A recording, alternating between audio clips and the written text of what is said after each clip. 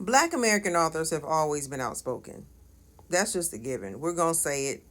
That's what the flip we're going to do, whether you like it or not. Okay.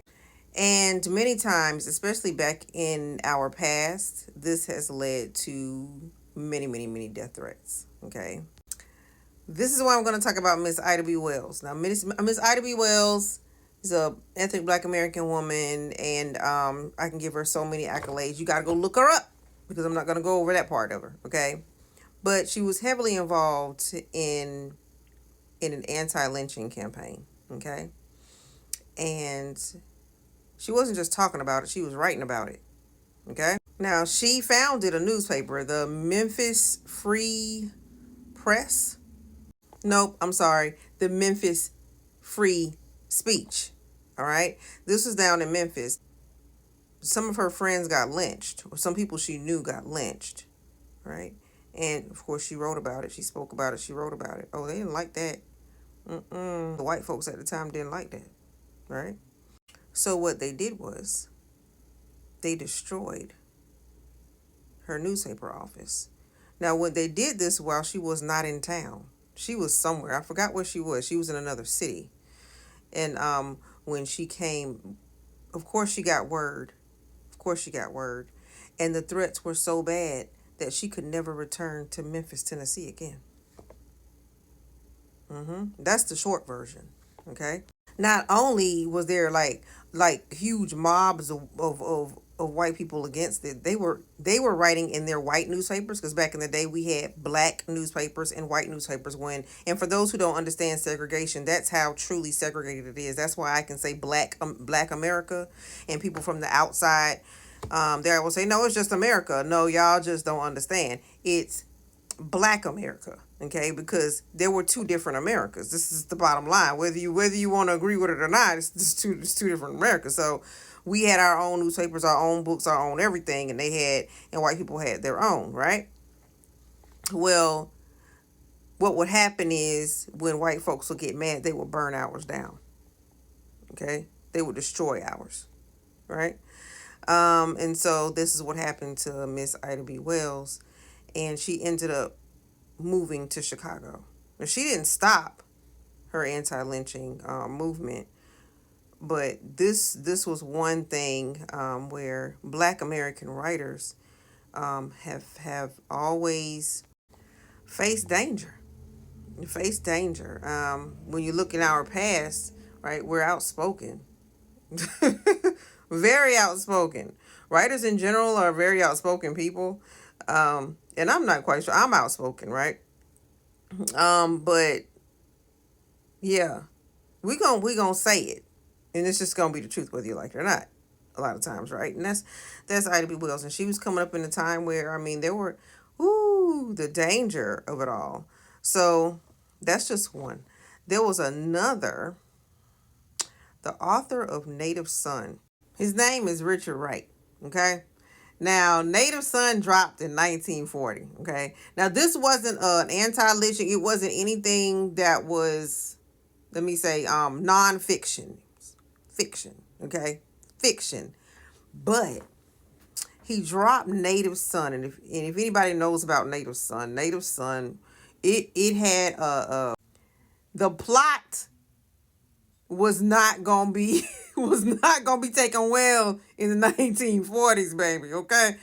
um Basically, a white woman died. It was an accidental death. Okay, white woman died in the book, um at the hands of a black man, you know. So, oh my gosh, the FBI, the CIA, everybody was after Richard Wright. Boy, oh boy, he had to move to, I think, Mexico. Homeboy had to move. Y'all, he had to be out of here. Okay? He was getting set over a fiction book. Okay?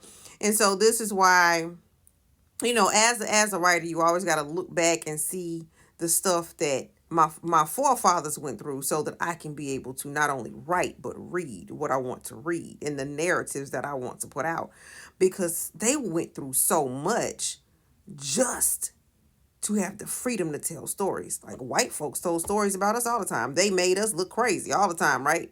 And no one gave them death threats. You know what I'm saying? But just because a white woman died, okay, he had to bust out. They were coming after him, okay?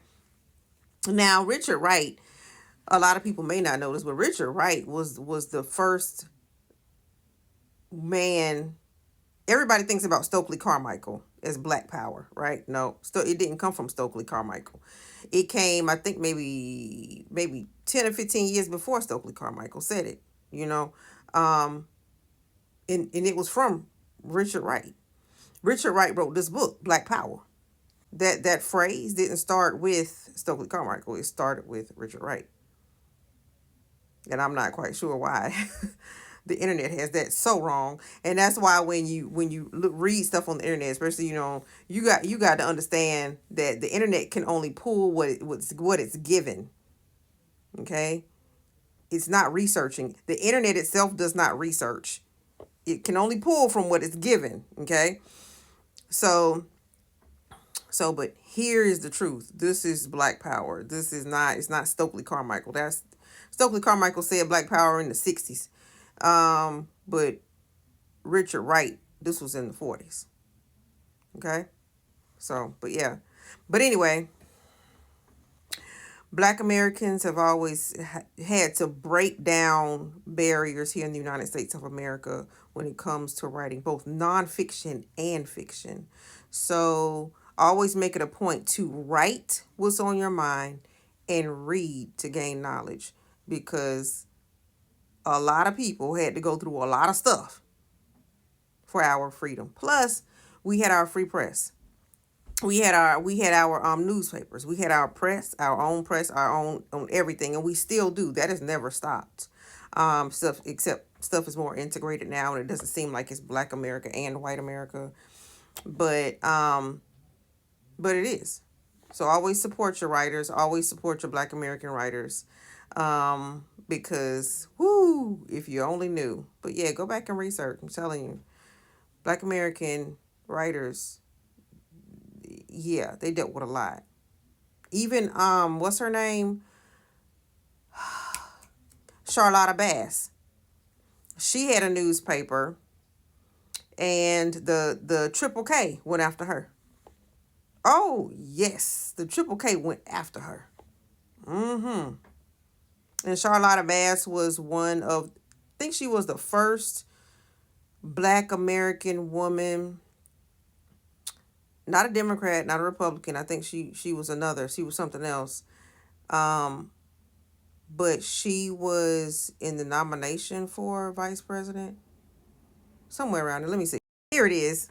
I knew it was something. She was She was with the Progressive Party, and she was the first to run for vice president. She was the first Black American woman, ethnic Black American woman to run for vice president. A lot of people don't know that. A lot of people think it was somebody else or whoever, but no, it was Charlotta Bass. See, so read your history, write your history.